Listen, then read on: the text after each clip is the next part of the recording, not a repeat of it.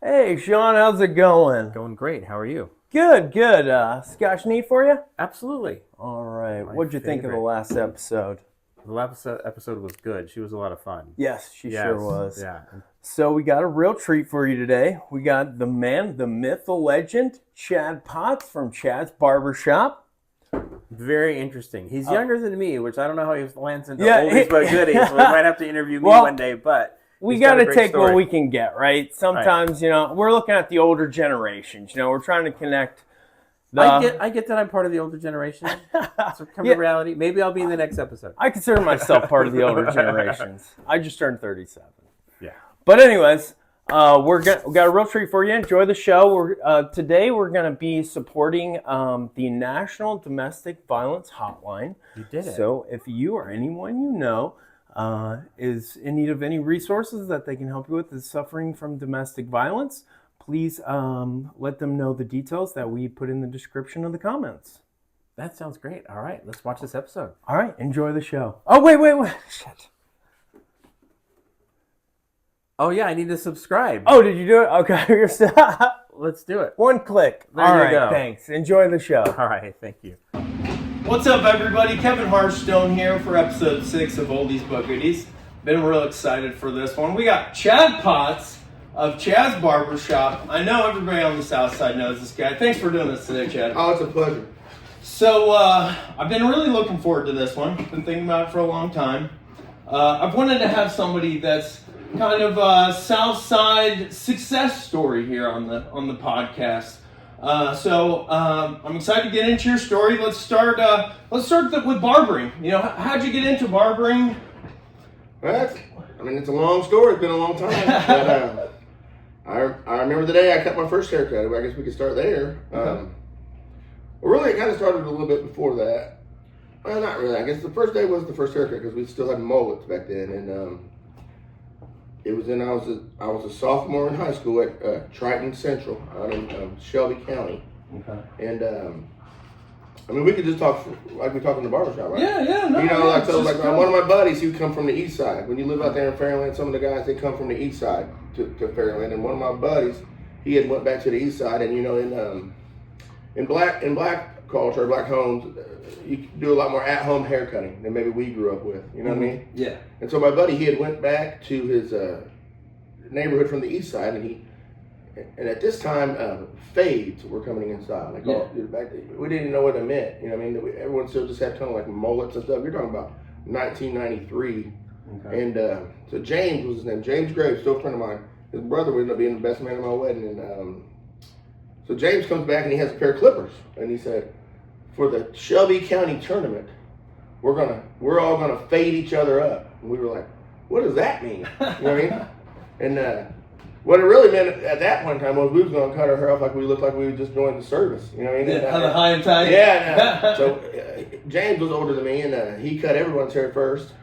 And even in our hometown paper, it said, "New look Triton Central comes out with militant haircuts for the Shelby County tournament." Now the Shelby County tournament, it's a big. Where we come from, it's a big deal. You know what I mean? Okay. It's actually really cool, man. They have like this bell, and I don't mean to get off subject, but it's a pretty neat story.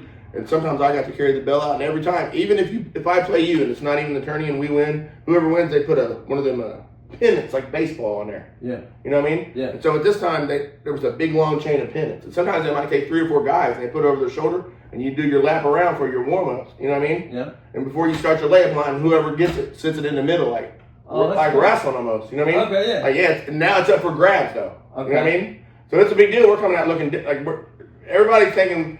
Everyone else is thinking we're just doing this for the show. You know what I mean? But I'm like, this is something new. I'm an artist. I study art. You know what I mean? And I saw James cut these guys' hair, and then this is when I told the biggest lie of my entire life. For real. And he said, "Hey, who could cut my hair though?" And I saw him doing it, and I could do all kinds of different mediums of art. I could do clay and oil painting and pastel work and chalk. I was very blessed to be able to do a lot of good stuff art. And I went to Ball State later on to study art, but I said, "I can cut your hair, James." He said, "Have you ever cut hair?" And I said, "Yeah." And this is when I told the lie. My cousin Vinny Matresha. I said, "I cut my cousin Vinny's hair, and I never cut anybody's hair." And but I knew though, but watching him do what he did, I was like, I can do better than that right now on the first try. And I did better. And then a lot of the people that were older kept going to him to get a haircut because he was good too. And but then I kind of started my own little business right there in the school in the locker room. I would get out of practice. I played a lot of sports out there, and after practice, I would just the janitor or the guy that tapes ankles. He was like, hey, we only come here on Wednesday and Friday. He said you can have my little whatever where all the tape is. Use that for your clippers. I mean, I had it set up like this, and the janitor, he said, if you cut my hair, you don't ever have to sweep this stuff up. Said, all right. So I mean, back then I was doing 5 or 10 haircuts a day. Wow. Were you doing it for free at first? At first I did it for free, and then because I was just learning, and it was wild. I don't want to say unfortunately because that's not the word, but I have my son Jordan, who's a barber now, owns his own barbershop out in New Palestine. He's 30 now, so when I was a senior, I got his mom pregnant in school. Man, that was rough. You know what I mean? To think about that. And I was like, I got to start making some money. You know what I mean? Yeah. So I started charging him $2 a haircut. But even then, haircuts was only $6. Yeah. You know what I mean? Yeah. So I started charging $2 a haircut then. Okay. And everyone was more than happy to pay it. Yeah. I remember one time I had probably making $50-$60 a week. Oh yeah, no more than that. Yeah, I would do it in the middle. Sometimes. Wow. I remember one time this fella, he was a counselor and a girls basketball coach. He ended up being the girls coach of the year one time. Dr. Larry Pringle, he was a super nice guy. And he don't teach anymore, so I can say this. And I remember he called me down, and I was in Miss Huey's English class. He said, "I see you got Chad Potts to the office." I said, "Oh no, what have I done this time?" You know what I mean? And I remember he said, I see you got a good grade in Miss Huey's class. I said, yeah. Well, what's the problem, Doc? We call him Doc. And he said, and later on, I'll tell you when he got me another job, because that's how much relationships mean when you build things like this with people. Yeah. And Doc said, I see you got a good grade in Miss Huey's class. I said, yeah, I got a good grade in every class. What you mean? He said, well, they had their county attorney. It was about a year or two later. And he said, I didn't have time to go over to the barbershop. I said, you think you clean me up? I said, yeah, what do you want to do after school? He said, no, I'm going to do it right now while you're in Miss Huey's class. That's your best grade. And so he set me down, and he gave me $10. So it wasn't like they just gave me $2. I mean, they was tipping me and everything, you know. Wow. People would go and get their brothers and stuff and come back, you know, and the janitors, the teachers, I would cut them off. And then, so you went to Ball State. You didn't think you were going to pursue barbering at that point? Well, then I had got some, like, I wasn't the smartest guy, but I did get a few scholarships and stuff, you know, like certain things. My dad was the president of the Eagles Lodge, and I remember they gave a $500 scholarship. You could use it for anything. And then some of them you had to apply to a college. And so I got George's mom, Nicole, pregnant. And I was like, man, I can't go to college now, but I need to make money to raise this child. Yeah. Right? Yeah. And so with Pressure's on. yeah, you know, so I took the scholarships that I couldn't use personally. I just I don't know if I gave them back. I don't think I gave them back. I just didn't use them because I didn't go to college. And I took the college scholarship like the one from my dad's Eagle Lodge. I put it in an account for my son Jordan. You've met him. He used to work here. And so that way, at least I had diapers and stuff. You know what I mean? I used that. And I didn't touch that money. I just let that be. Wow. Told my mom be in charge of it. You know? Yeah. I mean, I was already paying. I had to go to child support court when I was in high school. I had a track meet that day. I asked the judge to write me a letter. I said, hey, can you give me a note so I can get this track meet? He said, man, you need to get a job, man. What am I going to track meet for? You know? Yeah. And I said, well, I'm going to keep on. I got money. I cut hair. You know, I was already making money. I wasn't worried about that. You know what I mean? Yeah. And I never related on child support payment. Anyway, that's another story. Back to the original. 4 days after high school, I got a little bored. Mm-hmm. I think I graduated about May 29th. About June 3rd or 4th, I went to Barber College and signed up at Indiana Barber College. It was over in Irvington Plaza. Okay. And I went over there, and I mean, heck, I just got out of high school, so my brain was still thinking like a student, you know what I mean? And I went over there and just signed up, and but I'd already cut a lot of different people's hair. Like, fortunately, even though my school was predominantly white, I had a couple buddies that was mixed. You know what I mean? And sometimes we would have these like Texans come in, believe it or not. These migrant workers would come to our school, right? Okay. And they literally would work on farms and before school and after school, right? Yeah. Until one of them had a seizure. But I learned how to cut Latinos' hair. And then I had two Asian buddies named Giordano, right? Giordano, Italian name, but they was two Korean guys. And I would cut their hair. So But I showed up on the scene. That's why I have a multicultural barbershop, because I didn't cut everybody's hair, and I figured everybody got the same green money. Yeah, that's Nobody's true. green, you know what I mean? Yeah. And so I got to the barber school, and you had to wait. Sometimes these guys now, they go to barber school, you can cut on the first day.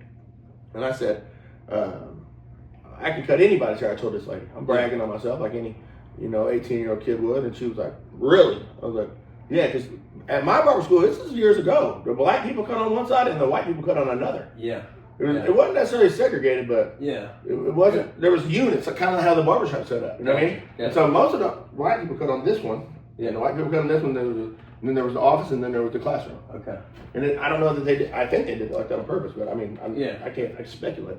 Anyway, I said I could cut anybody's hair, and so they waited to this guy. I remember his name was Mike Jefferson was his name, typical black name. And Mike Jefferson comes in. He always come in there, and they knew he hadn't touched his hair since the last time he come in. You know what I mean? Yeah. I mean, I'm talking about nappy, curly, whatever you want to say, however you can get away with on this thing. And they said, well, cut his hair. I didn't have no clippers yet. Okay. And there was a lady named Stacy. She was the niece of one of the people that ran it.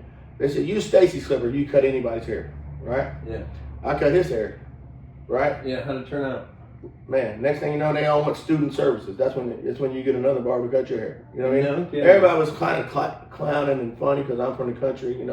I didn't look the part. They thought I was going to mess his hair up. Yeah, I get it. Kind of like George Jefferson a little bit, but he had like a little thin on top, but I put it on him though, and next thing you know, they said, "Well, can he cut my hair?" You know what I mean? And they were like, "No, he's got to go do the mannequin. You got to do all these perms and stuff on a mannequin first, Mm-hmm. But yeah, that's kind of how it all started, man. I lied to James Graves, and I said I can cut your hair, From there, we just ran with it. Yeah. And so you went to. So when was it that you went to Mike's? Because you started out with Mike's. Oh man, Mike's was my, I think, 6th shop. So then. Oh, okay. I started out Wendell. Now Wendell, this is one of the reasons I got into barbering. There was a time right after I started cutting hair. This is like, it's funny. My girlfriend, she's real young, and she had never seen White Men Can't Jump. You know what I mean? Yeah. And so the other day, they just remade that, right? Have you seen that? I know, yeah. She was like, I thought they just made this movie. She didn't even know. She was like, this movie came out 8 years before I'm born. I'm like, oh man. I was like, well, let's watch it then. And anyway, we watched that, and I told her this is around the time I grew up playing basketball on the parts of the east side of Indianapolis. So I was like, this is what we did every day. Yeah. And she couldn't believe that because they don't do that anymore. Yeah. You can't just pull up to a park and play basketball like that. Yeah. So one day we're playing basketball at Christian Park over on English Avenue, and a friend of mine named Deuce Rowe, he wound up being, he was a basketball player at my school, and we hung out. He's a little older than me. But he said, man, another fellow named Mike DeWiggins, I remember all these guys by name, he said, Mike was telling me there's a good place to get a flat top over in Irvington Plaza, right by the barber school I ended up going to. And the man's name was Wendell K. Bragg. He was probably the most influential figure, top 5. I mean, my grandfather, Poppy Tooch, and then my dad, and then Wendell probably was right third, you know what I mean? Okay. Maybe even, he could rival either one of them actually because I'm a barber. Yeah. But he said, we're going to go to this guy Wendell's shop and get some flat tops, right? Yeah. Like Eric Montross. You know who Eric Montross was? He played for, I don't know if you know him. It's kind of like a military flat top. You know Okay, what I mean? yeah. And so he was like, we're going to go over here and get a flat top. And Mike, he had a flat top like that. And so we went there. And Wendell, he was crazy, man. He was so great, but he had what's called alopecia universalis. Now that means skin disease. You think about alopecia areata, so that's a Latin term. This is a barber term. Alopecia means baldness. All right. Oh, okay. Baldness. Areata means baldness in areas or baldness in spots. What Wendell has is a disease called alopecia universalis. That means you don't have no hair on his whole body. Really? Not on his junk or nothing. No way. I mean, I don't know that. But, I mean, I know how the disease works. You know? He has eyebrows or anything. Every once in a while, I have a little peach fuzz on his arm show up or something. You know what I mean? So that's kind of odd to be a barber though. You got no hair on. You know? That's hilarious. And so I was because of that. I mean, that's kind of weird, but I was a little bit drawn to him because of this. And he was a very It's ironic. You never met him, but you know about Mike and stuff. But I would compare myself in the barbershop the way I act more to Wendell than anyone. Okay. I like to talk good to people like you saw me talk to that kid. You know what I mean? Yes. I get that from Wendell. You know what I mean? Okay. And so anyway, I didn't have no money that day. And I wanted to get a flat top, and it was $6. And because really, they weren't doing fades quite yet. It was like the barbers were still doing like the army haircuts. Yeah. It hadn't came in. I kind of brought that in a little bit. I was on the cusp of the people that brought that in. I didn't do it myself. You know what I mean? Sure. But we wanted to look at the basketball players. You know what I mean? And anyway, on that day, Wendell said, I said, hold on, I'll be back. Ran over my grandma's neighborhood and borrowed $7 from a buddy, so I tipped him $1. Come back. And that was the day that I met Wendell. And then Wendell realized I cut hair, and he gave me a couple pair of clippers. He was like, "Oh, you cut hair." Mm-hmm. And he was just like, I did it yesterday too. I gave a guy a pair of clippers, old clippers, you know. And he gave me a few pair of clippers. And I was like, "Hey man, if you ever," he said this. He said, "If you ever get your license, I'll give you a job." Wow. And he said, "There's a barber about from here to Big Lots was where the barber school was. Just, I mean, God works real good like that." Yeah. He said, "There's a barber school right over here. If you want to go to the barber school, get your license, I'll give you a job." Very cool. Yeah. So right when I got out of high school, back to the thing, I do stay on track. I know I'll get off, but no. 4 days after high school, I went to that barber college. Wow. I said, "Hey, Wendell told me to sign up." And they're like, "Who's Wendell?" You don't know Wendell? Yeah, he works right over there. And they're like, "We don't deal with real professional art. We deal with students." Yeah.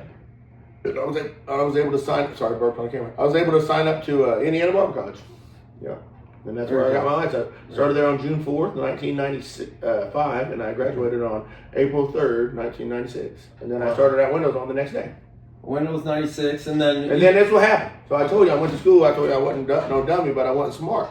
All my buddies was at college for the whole year. Yeah.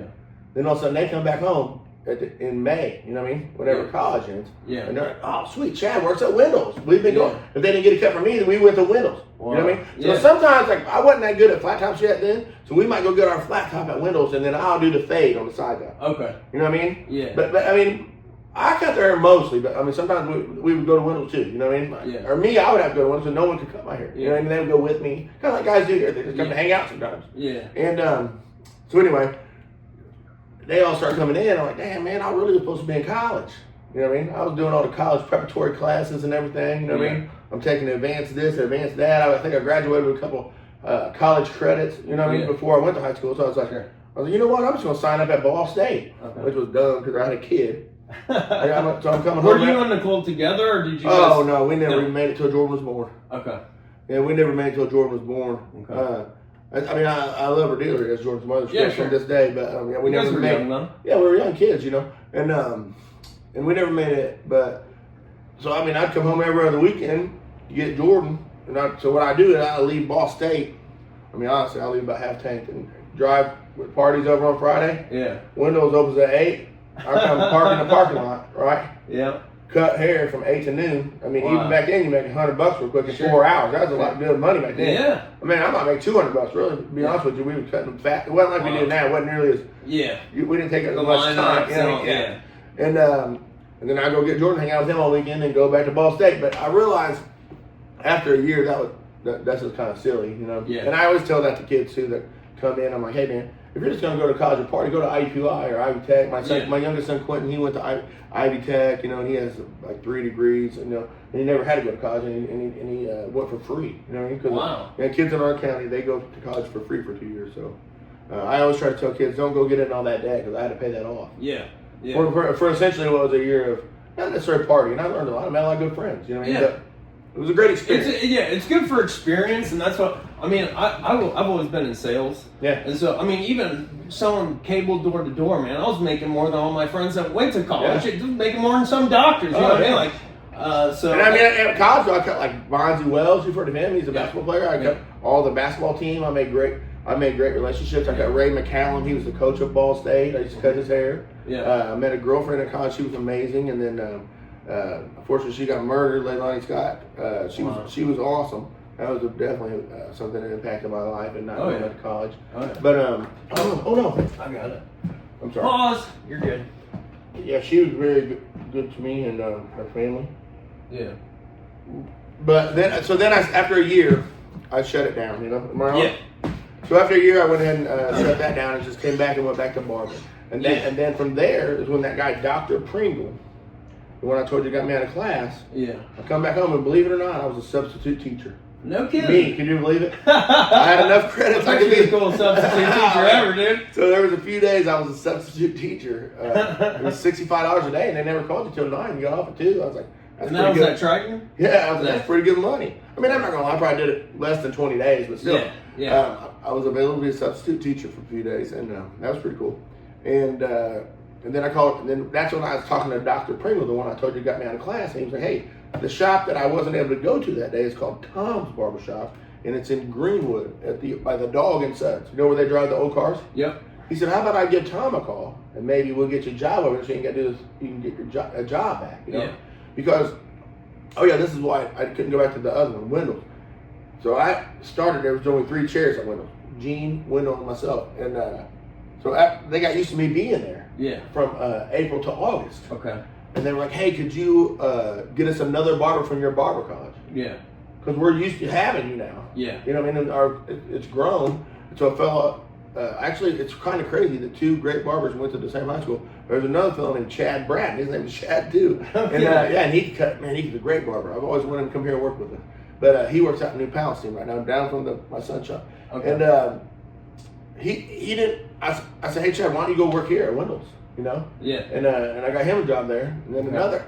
And so then I didn't have a spot when I come back. We only had 3 chairs. You know what I mean? Yeah. And so that's when I started working at Tom's barbershop. Okay. And Dr. Pringle, he hooked me in with that gig, you know. I worked there for a long time, or for about 1.5 years with Dan Chapman. And Danny was my buddy, and knew him from I also kind of grew up on Arsenal Avenue. My family's from that side of town, so even though I lived out there, we would hang out here. Yeah. I know I'm a long talker. I'm long-winded. I'm the same way, man. I'm the same way. Yeah. No worries, dude. But anyway, Danny, he used to date my Aunt Brenda, and we hit it off, man. He weighed about 300 pounds. We played basketball together and everything, believe it or not. And next thing you know, he overdoses. Oh, man. I know, it's horrible. On not on New Year's Eve, but on December 30th. Are you? Yeah, he was an alcoholic, and he liked to take those Xanaxes. Remember Xanaxes? People take Xanaxes for nerves. Oh yeah. He used to like to take those. Yeah. And when he wasn't drinking, he would take Xanaxes to try to, balance out his drinking. Yeah. Right? Well, on this day he died, and after he died, I just didn't like it anymore. Yeah. He was my buddy. You know what I mean? Yeah. Yeah. And I just felt emptiness. Sure. Sure. And so after that, I went to a place called Eddie's, or it was called Cumberland Barbershop, because Eddie was Dan's buddy, and every once in a while he'd stop by. Yeah. And man, I didn't like it at Eddie's. It was in the basement in Cumberland, Indiana, East Side. You know what I mean? Okay. Yeah. It was under a restaurant called Ciro's. The restaurant's still there, but the shop isn't. And I worked there with Eddie for a while, but he was like Dan. Like I told you, Dan overdosed, but this other guy Eddie, I'm not bashing him. I am bashing him because he was messed up, man. Yeah. And I was like, this ain't gonna last long. Yeah. He's doing too much. Yeah. Like, I can't have like my old teachers and stuff come in. This guy's whacked out on stuff. And so I didn't last there long. And then I tried to go back to Wendell's. They were still busy. Yeah. And it was so weird. I ended up landing at this place at Sherman and English. Okay. Named Jerry's. It was a lady named Jerry. Okay. And I don't even remember how I landed there.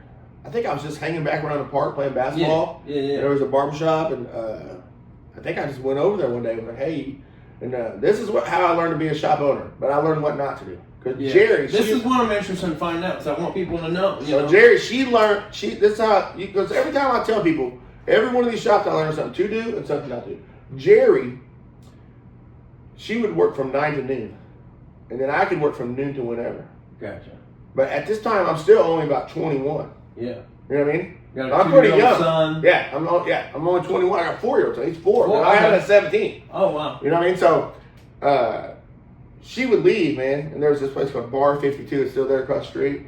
And man, I'd let people drink. My buddies drink. Is that place still there? Myself? Yeah. Okay. Yeah. Sure. Okay. I know right exactly there, what it's sure, at. Yeah. It's open till 3. Yeah. Sometimes it was open till 3. Sometimes we used to drive all the way from Ball State because all the liquor store closed at midnight. Yeah. I was like, I know where we can get something. We drive up from Ball State, back in the drinking days. Yeah. But anyway, Jerry would work till noon, and I could work from noon to whenever. It's kind of be your shop. Man, I learned how to ruin a barbershop quick. I let my buddies in there drinking and stuff, you know what I mean? Yeah. Guys are doing stuff they probably shouldn't do out back, late, reefer and shit, you know what I mean?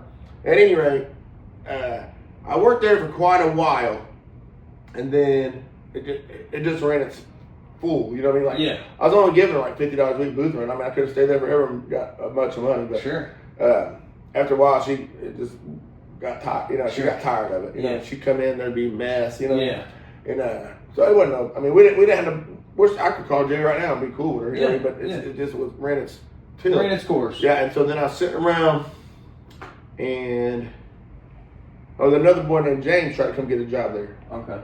And I said, James, you don't want to work here.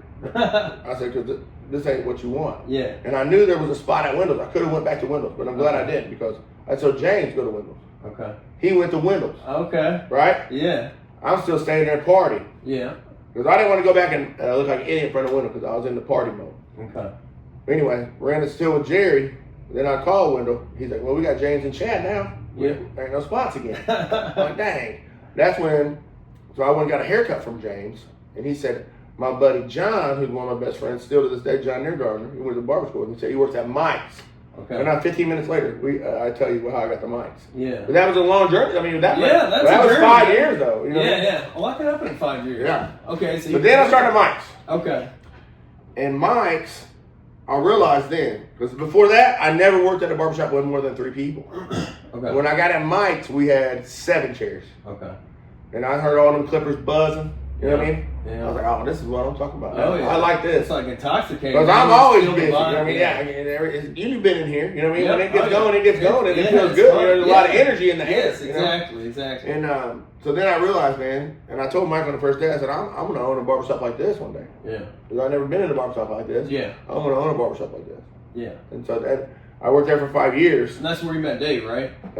Nah, I met Dave at Ball State, actually. Oh, no kidding. I met Dave on the east side of Ball State. Yeah. Okay. I don't think I should tell you how I met Dave the first time. But yeah, I met Dave. I knew him from the east side, and then when I went to Ball State, his cousin had a house at Ball State. Okay. At the Gus Macker, the 3-on-3 basketball. We used to play a lot of basketball, believe it or not. And, but yeah, I met Dave there. Okay. But then Dave came and got a haircut from Mike's, and I was like, dude, I told him what Wendell told me. Yeah. And I used that advice for everyone. Half these guys, I used to cut their hair that work here, or more than half. You know what I mean? Go get your license, and I'll give you a job. And that's what I told Dave. Go get your license, we'll get you a job. Yeah. And that's where I met Dave, though. Yes. Is that so? That's 99. That worked from 99. So all that happened from 1996. Okay. Right. All that happened from April 3rd, 96. Yeah. Right. To July 23rd, 99. I just told you 4 years of stuff. Okay. Let's go. Okay. I remember. I just asked you earlier when you opened in 2004. Yep. I remember it must have been 2005. I was a senior in high school. Me and my friend Tony Mascara. I don't know where he heard of it. I think probably another friend Alex had been coming here or something. Yeah. He's like, let's go to Chad's Barbershop out here. You probably had. I think you had. Was it 4 chairs? 3 on that side. 3 on that side. In the little you, part. Dave, and Eric. Yep. You're selling CDs. Oh, yeah. Tony started selling MP3s. Oh, yeah, everything. Yeah, I mean, the vibe was great. For anybody out there that's looking to start their own business, what kind of advice would you have for somebody that, it's like, man, they got a skill or a talent, or they're working to get a skill or a talent. How can they turn something and make it their own? And, if you're going to have the success you had. If you're going to have a brick and mortar place, I don't know, I can't really give advice on an online shop. Yeah. But if you're going to have a brick and mortar place, you'll notice on every one of these windows. Yeah. Right? Yep. You got the hours. Yeah. Just be there when you say. Yeah. Yeah. And if you got a good product, they're going to come buy it. Exactly. You know what I mean? Yes. That's why you see on every window it says it's that time. Yes. Right? Yeah. Yeah. And I learned that from Ron at Mike. He said, Okay. I said, Ron, I'm going to start my own place. He said, I said, what can you tell me? He said, Yeah. man, whatever. He said, don't put no hours on that window. You're not going to That be you there. can't be there. Yeah, exactly. Yeah. I mean, that's pretty good advice. Reliability. I think that goes. Yeah. Yeah. Reliability. Consistency. Yeah. Do You know what I mean? do what you say you're gonna do. Yeah. But we rarely ever close early, even Yeah. if it's snowy or anything. We're always here. We might not have everybody come in on the snow day, Yeah. Yeah. but we're going to be available. Exactly. The best availability is availability. Yeah. You know what I mean? And so I mean. We vape on here. Yeah. Sure. So you've kind of been known as the chill spot. I mean, I literally have friends that come here that don't need a haircut. They'll come and spend a few hours. Like I'll call, but yeah, I'm just a day's weekend. No, I'm just hanging out. I mean, what do you think created such the atmosphere you have here? I guess you could call it. I mean, it's just. I try to make it like we're just hanging out at my house. Yeah. Part of it is, before we had appointments, Yeah. I would have people show up out here at 5 in the morning. They would leave the club. Yeah. I'm not gonna be here till 6. They would be first in line. Yeah. And people had to be here for so long, right? And Mike's, we only had one TV. Window, we didn't have no TV. Mike's was the first barbershop I worked at with a TV. Wow. And I just told you that like number 4 or 5. Yep. And they only had one. You know what I mean? Yeah. Before that, they didn't have TVs. I mean, we got 30 TVs in here. Yeah. You know what I mean? Exactly. And so I had to start making a way for people. I didn't want them to leave. Yeah, because it can be a lot. I mean, I remember before you had the app. I mean, Yeah. this is like 2006, you know. Yeah, you had to wait all day. I don't think you've ever even cut my hair because I wouldn't even try. Yeah, I knew it'd be, you know, even if you could today, I'd be a 3-4 hour wait or something. Yeah, back then, yeah. I had to start making a way that people wanted to chill here. Yeah. Whether it be a little bit of music, I mean, we've had touch tunes in here. We've had every kind of. We used to have those DVDs and we would play them. You know what I mean? And you got to keep them around somehow. I mean, back then, you know, it was about $13. You're not going to hold a $13 bill off at the door, right? If you can throw a TV up and watch it, you know what I mean? Yeah. And so, I think that's kind of how the environment here, the culture here, got started. Yeah. And sometimes it's bad because the barbers, I love them. I'm not bashing them. They're going to watch this, but sometimes it makes it where sometimes I make it so loose that they don't realize you're at work still. You know what I mean? They like to hang out sometimes too, you know? Yes. But I think that's why they stay so long. Yeah. Or that's why they become barber. Yeah. Used to get his haircut here. Paul used to get his haircut here. I mean, Smitty used to get his haircut here. I could go down the line. These guys. His best friend's his sister, Cassie. He wasn't always a box. I remember he used to get his haircut here. Yeah, okay. He's my cousin. He used to be married to my cousin. Yeah. Okay. I didn't know you were Vinny's cousin too. I went to high school with him. Yeah, Vinny and Mikey are my brothers. Okay. And then it's like, you know, it's just you want to like provide a place though that's safe though. Like sometimes we get the I don't let guys cuss around girls and stuff. You know what I mean? That makes moms comfortable to drop their kid off here. Sure. You know what I mean? Yeah. You know, there was a mother got upset the other day. We were playing some song, and I mean, I immediately was trying to change it, and I felt so horrible with that. I was like, man, I just didn't have time to change it, Mom. You know what I mean? I can't control what is it. We always play edited everything. Yeah. To make that come before everyone. Yes. For you, your mom, you know, I mean, anybody. Yeah. And I felt so bad because I'm in control of this situation. I created all the situation, honestly. Yeah. You know what I mean? Yeah. And so I felt bad because I couldn't get it changed quick enough, you know. She didn't give me a chance, though, really, between me and you. Well, I mean, to your defense... It must have been her first time here, because she must not realize. You didn't have to get up. You've always a respectful guy, and, I mean, the thing that I've always kind of found fascinating, not to, like, you know, criminalize anyone, but, you know, I back in the day did all the drugs and, you know, was in the game, and you know, people are in that game, and even you'll have police officers. I know police officers that still come to the Sheriff's Bureau. You'll have police officers, dope boys, chefs, I mean, everybody comes in. I mean, everybody feels safe, everybody feels comfortable. You might it's have just a very interesting environment. You might have a mayor right there, and cutting next to a drug dealer, cutting next to a cop, cutting next to a dope fiend. Exactly. And his barber might be white, and his barber might be black, and his barber's Asian or Mexican. You know what I mean? And all the guys don't even match the barber they have. Exactly. And that's what it's really all about, really, if you think about it. You know what I mean? That's what you call, when they talk about, you know, this is something I like to brag on sometimes. I don't say it often, but one time a fella come here from Ghana. Okay. The country of Ghana. Yeah, I spent some time there, actually. You've been to Ghana? Yep. Well, a fella come here from Ghana. And he was he didn't have the U.S. citizenship. He was on a visa. Okay. And he said, I'm trying to get my U.S. citizenship. Okay. And he said, one thing we study is the speech of this man named Martin Luther King, not the King, but Martin Luther King. And he said, it's called I Have a Dream. I guess that's part of something that they learn about. Oh, really? I guess so. I don't know. You know what I mean? I taught English there. I can only tell you what this guy tells me. Sure. I mean, I believe him. I don't think that he said I've been trying to memorize that speech. I don't think that he had to do that. He said I've been trying to memorize that. Wow. He said, and when I walk in this place, he said, I think that's what he was talking about. And I'm telling you, that makes me... How fucking cool is that? Dude, that made me... Dude, that's my hair stand up right now. Yeah, hell yeah, I never thought about it like that, but yes. On that day, I went back and listened to that speech, and I thought to myself, you know what? This is where everybody does get along. You are living the dream. You know what I mean? I mean, that's very cool, man. And that was one of the best compliments I've ever had in my life. Better than any haircut or anything. You know? Wow, man. That's insane. Yeah. And that's one thing, a lot of people I don't think about, because I'm a world traveler. I love traveling. Yeah. I've gone to many countries. I'm going to go to Dominican Republic next week. People do not realize what, a lot of Americans, we're in this bubble. They don't realize what's out there in the world, man, and what people are looking at us doing. Like, man, if you have all these, you know what I mean? Take advantage of the opportunities. They have no idea. You know what I mean? I tell my son Quentin, he's an amazing sous chef. He just got the new sous chef job, one I told you about, at Harry and Izzy's North now, right? He's only 20. I mean, dude, he's only 20? Yeah, dude. Wow. He's like the youngest sous chef I think they ever had at Hughes Culinary. Holy shit. I'm not going to brag about him on this. We can do a podcast with him, but he ain't old yet. But anyway, I took him to so many third world countries when he was growing up. Yeah. He appreciates America. I think every kid, right? I really think that everyone in America, you couldn't do this. They should join the army for a year, or at least go to a third world country, one or the other for. Exactly. You know what I mean? Exactly. Because I was in El Salvador 2 months ago.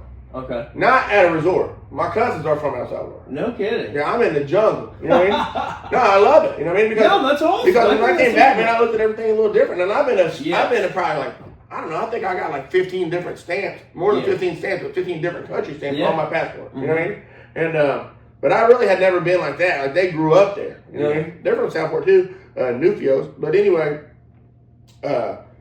man, after I went there, man, it made, even around the barbershop, you know what I mean? I started looking at some of the ways I talk to some of these guys, like, man, you need to appreciate this a little more. Exactly. You know what I mean? Exactly. Yeah, because it's not, dude, if you live in America, you're one of the top 10% of the richest people in the world. People don't realize that, dude. And the opportunities we have. I mean, it's literally insane. And I get asked all the time because I've had success in business and stuff. And how do you do it? Well, and it's like, man, just start something. Like, just literally start something. I started my current marketing agency after I had lost a multi-million-dollar business. I've just gone through a divorce. I did it in my parents' house. You know what I mean? I didn't have any money, but I found a way to, you know what I mean? It's all, I think starting is part of it. You know what I mean? And that really, we really do. The American dream is still alive. Anybody wants to tell you that. That's crazy, man. Now. Yeah. My dad never went past 8th grade, right? And he owned 3 businesses. Oh, that's how I started this job. My mom died, and my dad had a little bit of insurance money. Okay. Not a lot. I only started this barbershop with $10,000. We got almost double that every week. Yeah. You know what I mean? Yeah. And he said, hey, it's about time you start your own thing, ain't it? And I owned a couple of little landscape. I made my little grass cut, like not landscape, but like cutting grass as a kid. My grandpa taught me that, and said my papa tooch, and my dad said, "Well, I got this money, man. What are you waiting on, bro?" Yeah. He's like, take a risk, man. That's so awesome. So that's sometimes when these guys get a little out of line, I have to tell them, hey, man, don't forget how we started this now. Exactly. My mom died for this. You know what I mean? I mean, for real though. You know what I mean? Okay, true. You can't argue that. You can't argue with that. You know what I mean? You can't argue with that. All right, I'm gonna get to our normal script a little bit. Sorry. I'm gonna bounce back and forth. Golly, what would you say? What's the biggest risk you've taken that had the highest return on investment? Doesn't necessarily have to be financial. Oh man. The biggest risk on return on investment. And the return can be emotional or exactly.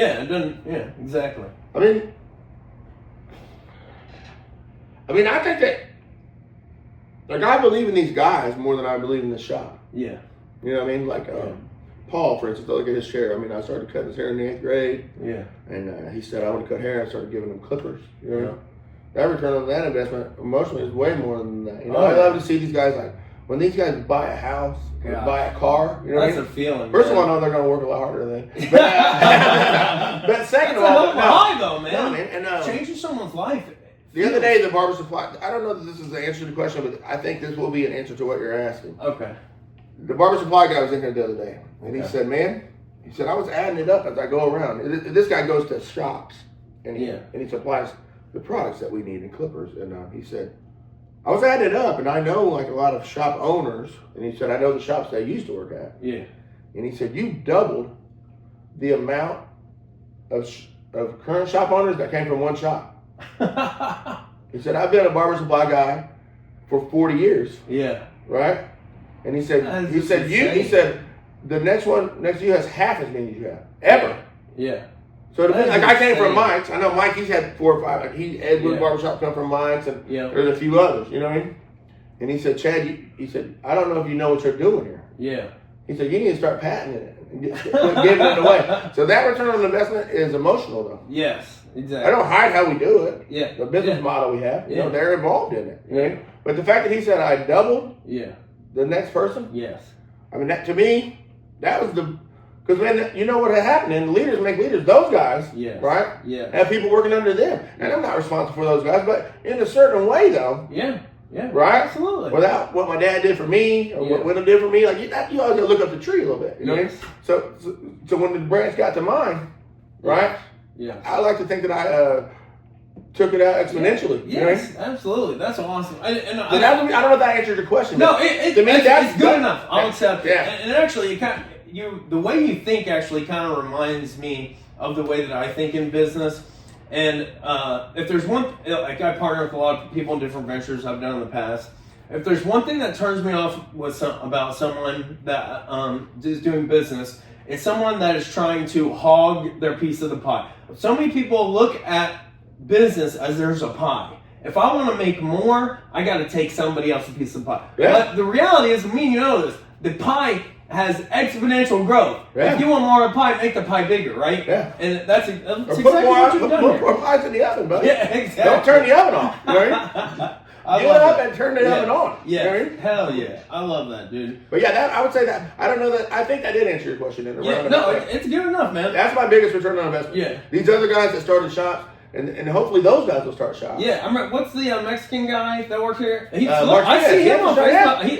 yeah, He's got a nice shop, They have man. an amazing shop. Yeah, I'm yeah. so proud of them. That's so awesome. Yeah. And the fact that you're not, you don't have bad feelings, them, No. like you're proud of that. You know what I root for those guys. That's awesome, man. I That's root so for those awesome. Let's talk about regret. Do you have any regrets in life? What's your biggest regret? Oh man, that's a rough one, man. I try. I listen to this Christian rapper Lecrae a lot. One of my favorite songs is called "No Regrets," and I don't know. I probably do have some regrets. Yeah. I regretted ever being open on Sunday because it made me do something. There's nothing that any of these guys I would ask them to do that I wouldn't do. Yeah. But I'm not willing to work on Sunday because I like to go to church. So Yeah. my brother Tony's church, Elevation Church, and Yeah. I wouldn't work on Sunday. And I would say that's the only thing that we've failed at. We've been a little bit slower since COVID. Yeah. But we're clearly not failing by any No. means. You come in here Not at all. and act every day. Yes. You know, Yeah. so we're so blessed in that aspect. Yeah. But I would have never. I didn't ever want to be open on Sunday. And one of those guys from that shop, JB, still a great friend of mine. Yeah. He requested that he could work on Sunday, Okay. and I didn't want to do it. And it caused us. We had to hire some help that didn't give Chad's Barbershop style haircuts, or not the quality that we wanted. Yeah. So I would say that was probably my only regret ever trying to be open on Sunday. Okay. Because I never felt good about it, man. Yeah. You know what I mean? Hey, just follow you know what I mean? Do your thing, you know what I mean? Yeah. That's what I actually really respect about you, man. I can tell, you do your own, you are you, you're genuine and you're authentic. Yeah. You know what I mean? You're always the same person every There's day. never no reason to be different. I love it. So if I say I'm 18 years old now, I'm graduating high school tomorrow. What would be your one piece of advice you have for me about to entering into adulthood? Man, I would say this, man. Without rules and parameters, you have nothing. Yeah. You have to have a certain set of code of morals. I'm clearly, you know me, I'm clearly deep in my Christian beliefs. Yep. I'm not even saying you have to be a Christian. Yeah. You have to make a set of rules for yourself. Ethics. You have to have ethics. Yeah. And I think those ethics have to be based on a few things. Like your ethics needs to be somewhat morally based. Okay. You know what I mean? Yeah. And I think you have to have a certain set of work ethics. Yeah. How hard are you going? You know what I mean? Yeah. Ambition too. Ambition. You know what I mean? I would say this. I would say just, but create those. I would encourage someone to write these things down. Yeah. I write a lot of things down. People don't realize this. I don't always like do some of the things I do. You see all the stuff I do publicly, but I do a lot more things like privately. Okay. Like I have goals right now that are in that office. I can pretty much show you what I hope that we do by 2030. What's one? Can you tell us one? Well, I hope to have a shop in Florida because some of Oh, these really? guys haven't prepared for their. Some of these fellas they did well with their money and they ain't ready for retirement. Okay. And I hate this cold. I woke up today. I woke up today ticked. Yeah. You know what I mean? Yeah. So I would have loved today if I woke up on this goal that I have, and I've built a pole barn Yeah. that has 3 apartments in it that Okay. are furnished, Yeah. and a barbershop underneath it. Barbers stay in. Or them or whoever, Airbnb them or not. Okay. We're not by the beach. My brother-in-law actually builds those. He's building one. He's got a cattle ranch in Colorado, and he's building a meat processing plant. So, dude, he could do that for you, man. The barbershop is the original social media network, so that might have just happened. Okay. Hell yeah, You see what I'm saying? man. Where in Florida would you? I would go maybe an hour from the beach, like Sebring area, like somewhere where the what they call those, like the golden birds, silver birds, or whatever. Yeah. The old retirement. Yeah. I can't remember what they call it. But you know where people I go know, there. Snowbirds. Yeah, you know what I mean? Like that. So that was some of these barbers that maybe haven't planned for that. They ain't got to do this crap. Yeah. They come down there, they pay their regular commission. And then they rent, and then they get to throw whatever, $100 a week or something, you know? That's awesome, man. But that's a goal right now that I have on that paper. Cool, man. And I think that'd be dope, right? Yeah. Chad's Barbershop, Florida. I believe 100% you will do it, man. Yeah, I think that'd be cool, you know? All right, well, just to give you a little bit more about my background, and kind of same question on me. I just turned 37 on Wednesday. Happy birthday. Thank you. Had had a lot of success as an entrepreneur. Also had a lot of failures. Lost a lot of money in 2020. Got a divorce. Went to prison 15 years ago for being an idiot. Coming back though, life is going much better. Getting back into the business world. What's one piece of advice you have for me to keep on the track that I'm on? Well, I like what you said. You worried about not drinking. Yeah. Yes. You know what I mean? Yes. Yeah. I think all the comics are happy to hear that too. That's part of it. I mean, all these things are done with, you don't want to get too involved in any of these type of things. We've all done them, right? Yes. Too much. Yeah. But I mean, just like you said, man, I've been fighting back from COVID the whole time. Yeah. So I would just say that whatever goal you have before that, we have to adjust some of these goals. Yeah. But you clearly had a goal before you lost that. Absolutely. And I would say I like to call it big vision mindedness. You know what I mean? I love that. Yeah.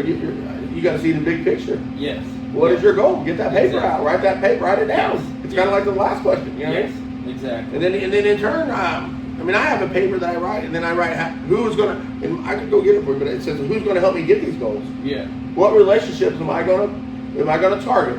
Uh-huh. And it's not selfish. And when I say relationships, I want to help them too, though. Honestly, that's when I tell people about, I think I have two pillars to success. And that is, I heard this quote, I didn't make up this quote, but I think it's actually like an ancient Greek quote or something. But success depends on your ability to master words. And that's true with business, friendship, family. And then the other one is the ability to make friends. And I don't mean, like using people, but if you're good at networking, you can have success at anything, man. People want to buy things. People want to support businesses. Yeah, 100%, man. And the uh, Bible says, if you want to have friends, be friendly. And I don't know if there's any more success I can do than that. That's and my niece, Sarah, that. I got a niece named Sarah. She lives in Ohio, and she has a little thing, and she talks about words, like you said. And it's also a little bit biblical. She said, in the beginning, God said there was the word. Yeah. Right? And that's his word. But also, we have our words. Okay. I was just telling my granddaughter, I was driving in the car, I told you I had to drop her off, right? Yeah. And she was watching something on YouTube. And I cuss a little bit. I'm not perfect. No, none Yeah. of us are. But I told her, I said, this guy, YouTube, and the guy said the F word. She said, I'm sorry, Poppy. That's what they call me, Poppy. Not Poppy, but P-O-P-P-Y. She said, that's what I used to call my grandpa. Yeah. And she said, I tried to swipe it. And I said, hey, don't worry. Yeah. I said, you're going to have to understand, people are going to use those type of words around you. Yes. I said, but you have to have enough discernment to realize if you want to use those words or not. Yes. And I said, the people that use those type of words haven't educated themselves enough to articulate the proper word. Yes. I said, just the other day, and I told her, I said, excuse my language, a man said, cut this shit off my head. I said, now what would you think if a guy had poop on his head? Would I cut his hair? And she said, no, he should have called that hair because she's so smart. You know what I mean? She picked it up like that. Wow. And I think what you're saying is the same thing. Yes. We have to realize how to talk to people. Yes. You know what I mean? You don't have to be a meet them where chameleon. they Yes, are. You know what I mean? I can talk to my friends. I'll say the F word all the time on the stage or with my friends. Yeah. If I'm talking to somebody, elderly person, or I'm trying to sell somebody marketing tool. You know what I mean? Yeah, you gotta know how to talk, man. Yeah, and you have to be a bit of a chameleon, but you want it to be true to yourself at the same time. yes, exactly. But you want to meet people like you said. The way you said it. Yeah. You want to meet them halfway. mean where they are. Yes, Yep. exactly. You know what I mean? Okay, so how old are you now? 47. Really? Yeah. Okay, 47. Getting older. Okay. 5 grandkids. 5 grandkids, 4 kids. Yeah. What is it today at 47, successful business owner? You've done all the things so many of us dream to accomplish in life. At this time in your life, what is it that makes you get up in the morning? What brings you joy? Man, I'll be honest. I've been in a little slump lately. Ever since I moved down here, I don't like my house being discluttered. So I've been in a little funk. Okay. But still, every day I just wake up. And I've already brought it up a few times, but I just put my 2 feet on the floor. Even if I had a bad night and I relapsed on drinking or whatever, right? No matter what, I just put my feet on the floor and I look up and I say, what do you got for me today? Yeah. And I don't challenge him. I'm looking for the challenge, though, when I say, bring it on. Yeah. Right? Oh, nice. I love that. You know what I mean? That's cool, man. That's awesome. And then after that, man, it kind of works itself out. Yeah, no, it does. Man, Yeah. you've accomplished in 47 years what a lot of us dream of to accomplish in our whole life. I'm on the downside, man. I sold my house out in Fairland. I downsized to this house over here. I had 3 vehicles a couple weeks ago. Now I got one. You know what I mean? Trying to focus on maybe doing something in Florida. Yeah. You know what I mean? That's so cool. Most people at 47 They do this at 67. Yes, exactly. You know what I mean? I'm not bragging, but I'm almost 100% debt free. That's awesome, man. You know what I'm saying? Yeah, dude, you can't ask for much more. You got a great family, 5 grandkids. That's cool, man. Today's the day for me. I hung out with 3 of my 5 grandkids. How cool, man. You know? You know what I did? I went to sleep. I took a nap. I get real grandpa shit. That's what I'm gonna be quiet. I'm gonna take a nap now. That's awesome. They loved it though. You know what I mean? Yeah. They know you. Yeah. But I'm there right there. I'm sleeping by them though. Yeah. I'm not sleeping next up to some girl or something. Cool. You know what I mean? I'm there with my grandkids. You know what I mean? Yeah. Took the one to church and. Are they all here in town or? Yeah, they all. Well, my one granddaughter, she lives in Butlerville. That's the one I was hanging out with today. So she'll go back. Her father will take her back down that way here in a little bit. But okay. Yeah, most of them are right here in town. Okay. Yeah. Cool. Well, thanks for doing the episode, Chad Potts. Come get a haircut if you need a haircut. It's the best place. You can come have fun in this place, honestly. Yeah, download the app, Chad's Barbershop. Cool. Get on the App Store. Thanks, Chad. Hey, it was a pleasure, man. Honored to do it, man. Yes, Come here. I appreciate you.